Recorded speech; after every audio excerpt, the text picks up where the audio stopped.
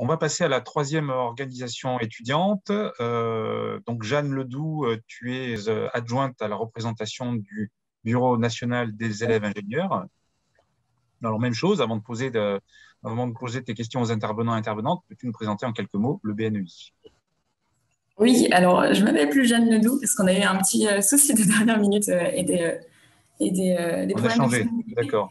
Et du coup, j'ai changé. Donc, Maëlle Darnis, je suis vice-présidente du coup en charge de la représentation, mais dans la même association.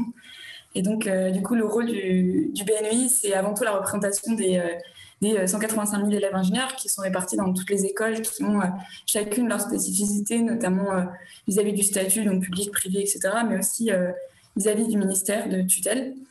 Et donc après, BNEI, il y a aussi d'autres grands rôles qui sont notamment d'accompagner et de former les associatifs et représentants étudiants, principalement pour porter des projets d'amélioration de leurs écoles ou de la vie étudiante. Donc on forme les associatifs, on forme les représentants étudiants, et on a aussi des événements ponctuels nationaux qui permettent de sensibiliser sur diverses thématiques et de fédérer les étudiants pour favoriser les échanges.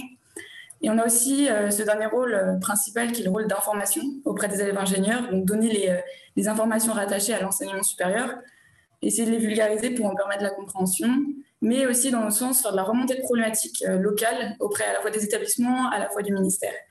Et donc dans cette optique d'amélioration de la filière, le BNEI est quand même tout particulièrement sensible aux questions de diversité sociale, d'égalité, de place du genre, mais aussi on a des travaux qui portent sur de nombreux autres sujets, notamment vis-à-vis de l'orientation des jeunes, des étudiants ingénieurs, l'inclusion des personnes en situation de handicap dans les formations, la valorisation de l'engagement étudiant, l'inclusion des enjeux climat-énergie, etc., des démarches de prévention, toujours dans l'optique d'amélioration de la filière. Et donc, pour ça, on travaille avec beaucoup de partenaires, notamment les conférences, donc la conférence des grandes écoles, mais aussi la CDFI pour porter ces projets. On travaille avec d'autres assos étudiantes. Donc là, il y a notamment l'INAP et le BNM sur lesquels on a des projets qui sont mutualisés afin de réussir à mettre en commun nos forces sur des thématiques communes rattachées aux grandes écoles, par exemple, et des associations nationales spécialisées sur certains sujets. Donc voilà pour la petite présentation. Et donc moi, j'avais une question qui était plus rattachée sur la question du handicap. Quelle dynamique entre les associations étudiantes et les référents handicap dans les écoles peuvent être mises en place?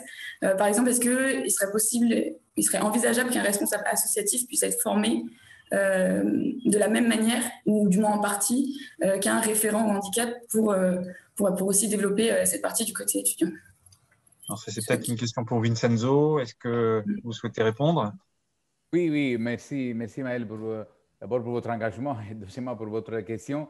Oui, effectivement, il s'agit d'un des axes de la charte handicap et également du livre blanc handicap où il y a un chapitre qui est réservé à l'accessibilité de la vie étudiante et associative parce que comme on disait aussi tout à l'heure, si d'un côté l'accessibilité et l'ouverture sont extrêmement importantes, une fois que ces étudiants sont dans les écoles, il est important qu'ils puissent vivre aussi une expérience qui ne soit pas réduite ou dégradée. Et alors, par rapport à la question spécifique que vous posez, nous préconisons effectivement la nomination de référents handicap étudiants dans chaque association, référent ou référente qui sera formé au préalable. Et alors, pour cela, il y a des partenariats qui sont forts et qui existent déjà entre la conférence des grandes écoles et des structures. Je pense à une IRH Transition qui forme les associations étudiantes de nos écoles et aussi les référents handicap école, ou également la FEDE 100% Dynamique qui a récemment lancé un label Association 100% Dynamique. Donc, du coup, oui, la question absolument oui. C'est ça notre préconisation et c'est vers là que nous sommes en train d'aller. Merci Vincenzo. Xavier Kernin, est-ce que tu souhaiterais réagir à la question de Maëlle? Oui, bonjour Maëlle. Déjà, je voulais, avant de répondre à la question, déjà remercier et saluer aussi l'engagement du BNEI auprès de la CGE, auprès du Conseil national consultatif des personnes handicapées. Et je tiens à saluer donc la présence d'Élise Grevet, qui est suppléante pour la CGE auprès de cette représentation nationale. Donc, merci pour votre engagement parce qu'il y a énormément de réunions aussi. Il y a aussi un grand sujet actuellement, des grands sujets autour justement de l'accès à l'enseignement supérieur pour les étudiants en situation de handicap. On va dire que jusqu'à maintenant, c'était le parent pauvre des politiques publiques sur le handicap. Donc enfin, le gouvernement se met à travailler sur ce sujet et c'est plutôt une très grande avancée. Et donc voilà, on sait qu'il y a différentes commissions qui sont en place et entre autres aussi, je souhaite citer en parallèle le lancement de la Commission nationale de suivi de l'université inclusive, l'université avec un grand U qui regroupe l'ensemble des filières de l'enseignement supérieur des 10 ministères de tutelle différents. C'est une grande avancée parce qu'aujourd'hui encore, il y a énormément de différences et de différences de garantie d'équité entre les étudiants en fonction des filières qu'ils choisissent, non pas par rapport aux écoles, à la volonté des écoles, mais par rapport à leur ministère de tutelle qui n'ont pas les mêmes soit recommandations, soit les mêmes droits associés ou les mêmes financements, etc. Juste pour compléter ce que disait monsieur Vinzi à l'instant, je pense juste, donc oui, il y a ces formations qui sont proposées par la Fédé et Unir Transition et qu'on peut déjà solliciter, et je remercie Camille Renard aussi là, pour toutes les formations qu'elle a pu assurer cette année aussi pour Unir Transition. Mais en effet, le pilote de cette dynamique inclusive de la vie sociale des campus doit être aussi doit être le référent handicap. Le référent handicap de l'école pour les étudiants doit coordonner la globalité de l'ensemble de la dynamique inclusive de l'établissement, y compris la vie sociale. C'est-à-dire qu'on ne va pas comment dire, c'est vous qui êtes président de vos associations, etc. Il n'y a pas d'ingérence ni quoi que ce soit. Par contre, on doit vous apporter tous les conseils et toutes les formations. On doit rester cette porte d'entrée et vous devez pouvoir compter sur nous et c'est vraiment ça qui est essentiel. Merci Xavier. Maëlle, tu as une deuxième question peut-être? Oui, j'ai une deuxième question concernant plutôt donc la partie formation, mais par rapport aux aménagements d'examen, par exemple, qui sont mis en place pour les étudiants en situation de handicap. Il est connu que le suivi des dossiers par les maisons départementales des personnes handicapées est souvent long. Et donc ma question, c'est qu'est-ce qui pourrait être fait quand le dossier n'est pas traité à temps pour quand même permettre un aménagement officiel vis-à-vis de ces examens? Non, à nouveau, Vincenzo, peut-être souhaitez-vous répondre? Oui, avec plaisir. Donc, oui, alors, les écoles, elles sont très agiles, je crois. Ça, voilà, il y a des actions très concrètes sur ce point. On mis au point des process, des mesures transitoires pour permettre justement aux étudiants à besoins spécifiques de bénéficier dès que possible des aménagements nécessaires dans l'attente de ce que nous appelons le sésame administratif MDPH. Il y a un gros travail qui est actuellement à l'œuvre avec les pouvoirs publics, avec l'objectif de simplifier les démarches et lutter contre ce qui est appelé le surhandicap administratif.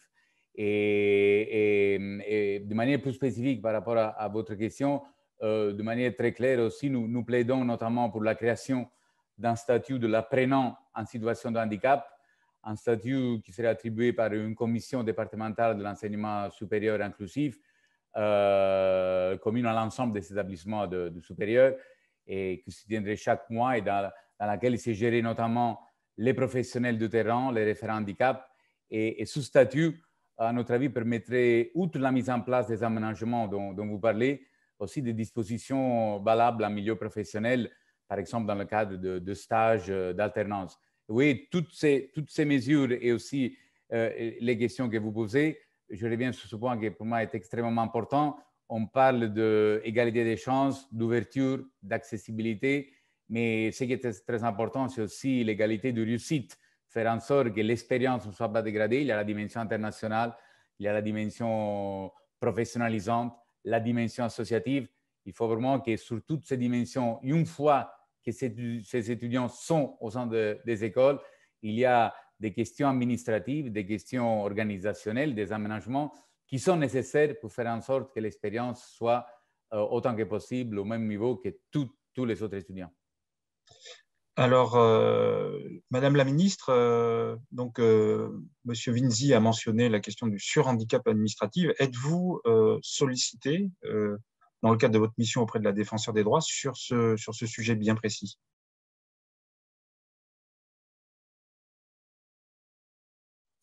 Alors, je ne sais pas, il faudrait que que nous réfléchissions à l'idée d'avoir un statut de l'étudiant porteur de handicap. Ce que je sais, effectivement, c'est que très souvent, il y a beaucoup d'établissements ou d'établissements d'enseignement finalement, n'imagine pas de faire des aménagements qui soient différents de ce qui est habituel. Alors que la solution est parfois simple, n'est pas très, très compliquée, mais on voudrait que finalement, la personne ou l'étudiant qui est porteur de handicap, finalement, que ce soit lui qui s'adapte à là où il va et on ne se dit pas qu'au fond, la collectivité pourrait elle aussi s'adapter à lui et on voit bien que dans certains cas, avec des solutions finalement assez peu coûteuses ou assez, qui ne sont pas trop contraignantes pour les autres, on arrive à faire en sorte que l'étudiant en situation de handicap vive parmi les autres d'une manière positive pour tout le monde. Donc, je crois qu'il y a peut-être des problèmes administratifs, mais il y a surtout dans ce qu'on voit parfois une difficulté d'imaginer que les choses pourraient être faites différemment. Et c'est peut-être là-dessus qu'on a besoin, me semble-t-il, aussi souvent de travailler. Merci, Madame la Ministre. Julien Soro, tu souhaites réagir sur ce thème bien spécifique du surhandicap administratif? Oui, merci, merci Gérald. Effectivement, Maël, tu pointes une grosse difficulté pour la plupart de nos étudiants en situation de handicap. C'est une problématique malheureusement qui n'incombe pas uniquement aux établissements du supérieur, c'est beaucoup plus large. Et on a cette responsabilité, nous, de casser dans le chat, certaines personnes parlaient de normes. Oui, nous devons casser ces fameuses normes dominantes. Et Madame la Ministre, vous pointez quelque chose de très juste. Dans la très grande majorité des cas de nos étudiants en situation de handicap, ce n'est pas une question de moyens, c'est une question plutôt d'adaptation au préalable de la structure qui accueille. Et pour quelques petites choses de fait, vous évoquiez le cas de cette étudiante qui avait des difficultés à accéder à sa salle au premier étage. Il suffit juste de descendre au rez-de-chaussée pour régler le problème et que des fois, ça peut poser problème. Nous, on a constaté que les écoles les plus inclusives, celles qui avaient sauté le pas et qui trouvaient le plus de solutions, n'étaient pas forcément celles qui avaient le plus de moyens financiers, etc., mais celles qui avait formé au préalable l'ensemble de la structure et des intervenants du personnel et qui avait laissé pour le coup un peu de temps, donc des postes à part entière avec des gens formés. Et ça me permet de rebondir aussi, Maël, sur ta première question. Tu parlais de la juste formation et sensibilisation des responsables associatifs étudiants. Il faut aussi former les référents handicap, former au-delà d'une simple sensibilisation. Il y a encore trop d'écoles et d'universités qui nomment pour nommer un référent sans avoir le background et la formation derrière. Nous, on milite pour que ce soit un vrai poste, un vrai travail en fait, et avec des vraies compétences, une vraie formation. C'est le cas dans beaucoup d'écoles, mais pas encore dans la totalité des écoles. Donc, soyons optimistes, ça avance, c'est beaucoup mieux que l'année dernière, moins bien que l'année prochaine, mais mieux quand même que l'année dernière et les années précédentes. Mais c'est un travail vraiment collectif de société et ça, c'est, je pense, à l'image de l'ensemble des thématiques qui nous intéressent aujourd'hui.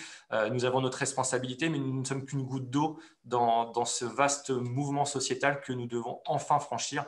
Notre génération, celles et ceux qui sont actuellement aux commandes, on a failli. Votre génération, celle des étudiants actuels, c'est vous qui allez représenter la société et vous êtes déjà des dignes représentants de la société actuelle. Donc, c'est à vous aussi de pousser sur les élites dirigeantes, comme on dit, pour faire avancer les choses. Merci Julien. C'est vrai qu'on parle souvent beaucoup de moyens dès qu'on parle de ces questions-là, mais comme le dit une personne dans le chat, du bon sens, de l'empathie, de l'ouverture et de la vivacité d'esprit, et ça fait déjà beaucoup.